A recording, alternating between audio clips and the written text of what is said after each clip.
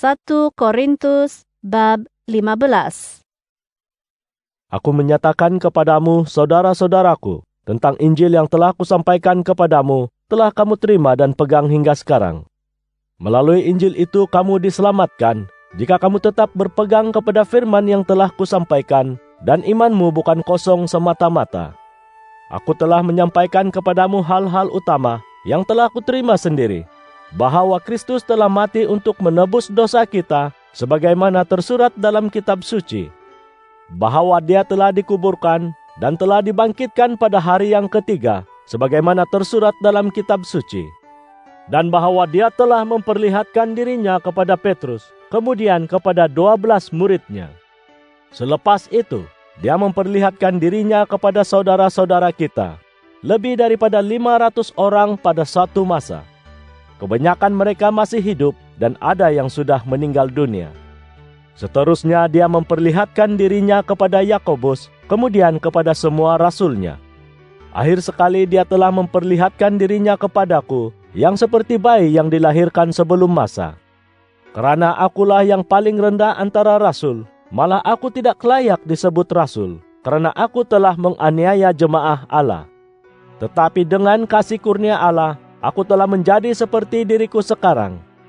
Kasih kurnia-Nya yang telah dianugerahkannya kepadaku tidaklah sia-sia, karena aku telah bekerja lebih keras daripada mereka semua. Sesungguhnya, bukan aku yang melakukannya, tetapi kasih kurnia Allah yang bersamaku. Dengan demikian, baik aku maupun mereka, begitulah yang kami kabarkan, dan begitulah yang kamu percaya. Setelah kami kabarkan kepadamu tentang Kristus yang dibangkitkan daripada kematian, mengapakah ada dalam kalanganmu yang berkata bahwa tiada kebangkitan selepas mati? Jika tiada kebangkitan selepas mati, maka Kristus juga tidak dibangkitkan. Jika Kristus tidak dibangkitkan, maka sia-sialah perkabaran kami, dan sia-sialah imanmu. Kami juga ternyata sebagai saksi dusta kepada Allah, karena kami telah membuat kesaksian bahwa Allah telah membangkitkan Kristus, sedangkan Allah tidak membangkitkannya, kalaulah benar tiada kebangkitan selepas mati. Karena jika tiada kebangkitan selepas mati, maka Kristus tidaklah dibangkitkan. Dan jika Kristus tidak dibangkitkan, sia-sialah imanmu, dan kamu masih bergelumang dosa. Orang yang mati dalam Kristus juga tetap binasa. Sekiranya dalam hidup ini sahaja kita mempunyai harapan dalam Kristus, kitalah yang paling malang antara manusia. Tetapi Kristus memang telah dibangkitkan daripada kematian. Dialah yang pertama daripada kalangan orang yang telah mati. Oleh sebab satu orang, kematian berlaku, dan oleh sebab satu orang juga, kebangkitan orang mati berlaku. Karena sebagaimana dalam Adam semua manusia mati, demikian juga dalam Kristus semua manusia akan dihidupkan semula.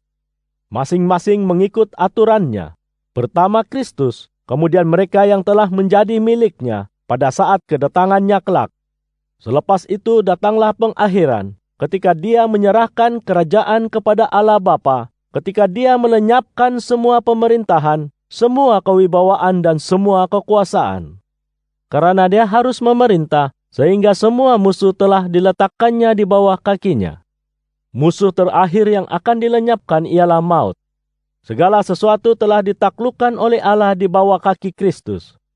Apabila dikatakan bahwa segala sesuatu telah ditaklukkan, jelaslah bahwa Allah yang membuat segala sesuatu itu takluk kepada Kristus tidak turut ditaklukkan.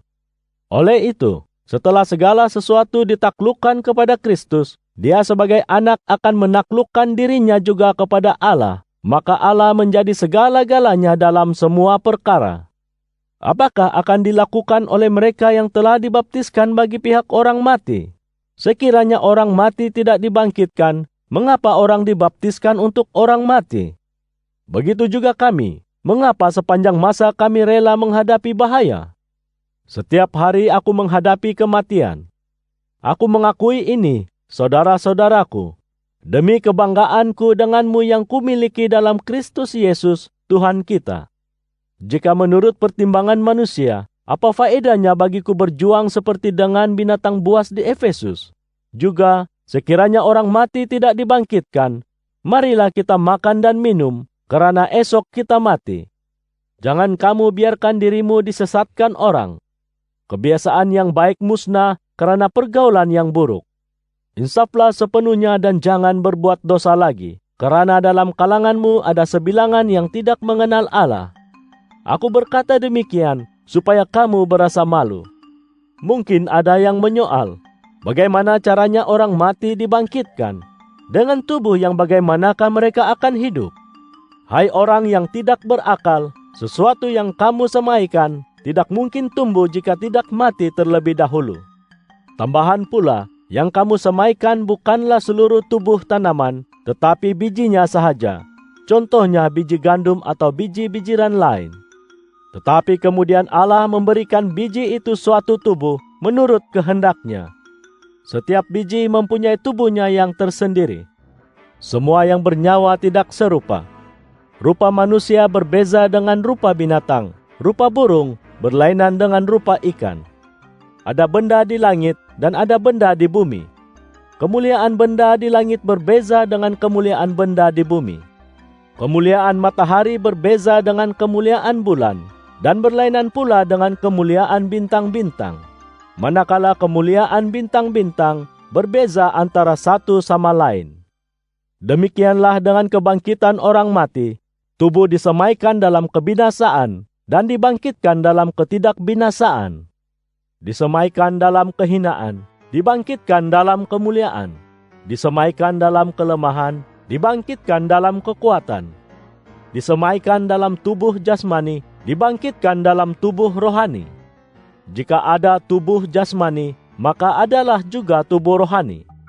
Sebagaimana telah tersurat, Adam, manusia yang pertama, menjadi makhluk yang hidup. Manakala Adam yang terakhir menjadi roh yang menghidupkan. Yang pertama bukan rohani tetapi jasmani, dan yang kemudian adalah yang rohani. Karena manusia yang pertama berasal daripada debu bumi, tetapi manusia yang kedua berasal daripada surga. Seperti manusia yang berasal daripada debu bumi itu, begitulah semua orang yang berasal daripada debu bumi. Dan seperti manusia daripada surga itu, begitulah semua orang yang surgawi. Sebagaimana kita telah memakai rupa yang berasal daripada debu bumi itu, kita akan memakai rupa manusia yang berasal daripada surga. Saudara-saudaraku, aku ingin mengatakan kepadamu, daging dan darah tidak akan mendapat tempat dalam kerajaan Allah, dan sesuatu yang boleh binasa tidak akan mendapat tempat dalam ketidakbinasaan. Dengarlah, aku memberitahumu suatu rahasia. Tidak kita semua akan mati, tetapi semua akan diubah. Serta-merta dalam sekelip mata, ketika berbunyinya sangkakala yang terakhir. Pada saat itu orang mati akan dibangkitkan dalam ketidakbinasaan, dan kita yang masih hidup akan diubah. Karena yang boleh binasa ini mesti mengenakan bentuk yang tidak boleh binasa, dan yang boleh mati ini mesti mengenakan bentuk yang tidak boleh mati. Setelah ini berlaku, terbuktilah firman, Maut telah ditelan dalam kemenangan. Wahai maut, di manakah kemenanganmu? Wahai maut, di manakah sengatmu? Sengat maut ialah dosa, manakala kuasa dosa ialah Taurat. Tetapi syukurlah kepada Allah yang telah memberi kita kemenangan melalui Tuhan kita Yesus Kristus. Oleh itu, saudara-saudara yang kukasihi, teguhkan pendirian, jangan berganjak, dan bersungguh-sungguhlah dalam pengabdianmu kepada Tuhan. Kamu tahu bahwa dalam Tuhan, jerih lelahmu tidak akan sia-sia. 1 Korintus bab 16. Sekarang aku menyentuh tentang pengumpulan bantuan bagi orang saleh. Lakukanlah sebagaimana yang telah kutentukan bagi semua jemaah di Galatia. Pada hari pertama setiap minggu, setiap orang daripada kamu hendaklah mengasingkan uang menurut kemampuan masing-masing dan menyimpannya. Janganlah setelah aku datang baru kamu mula mengumpulnya.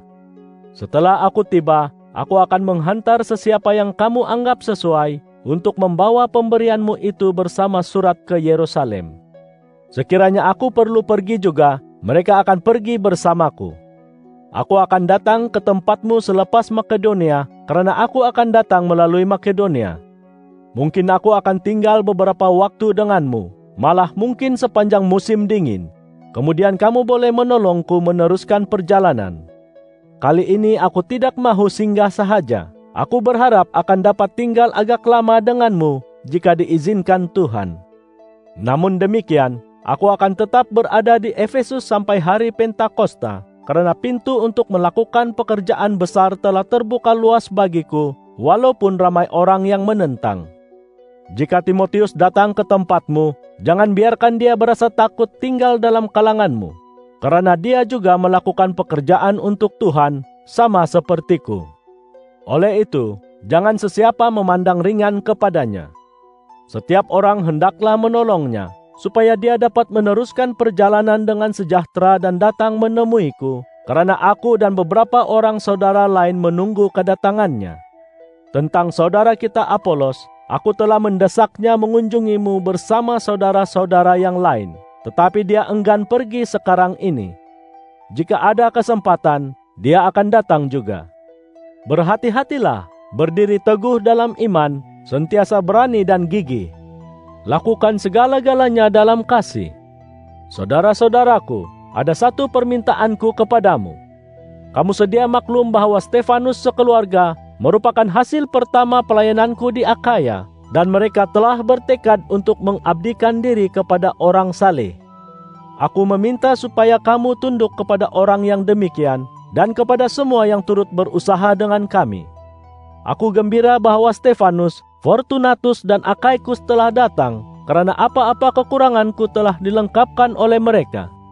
Mereka telah menyenangkan hatiku dan hatimu. Oleh itu, hargailah orang yang demikian.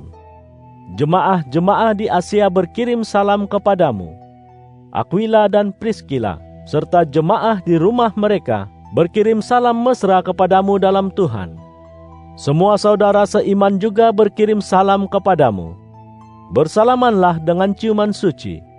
Aku juga menyampaikan salam yang kutulis dengan tanganku sendiri, Paulus.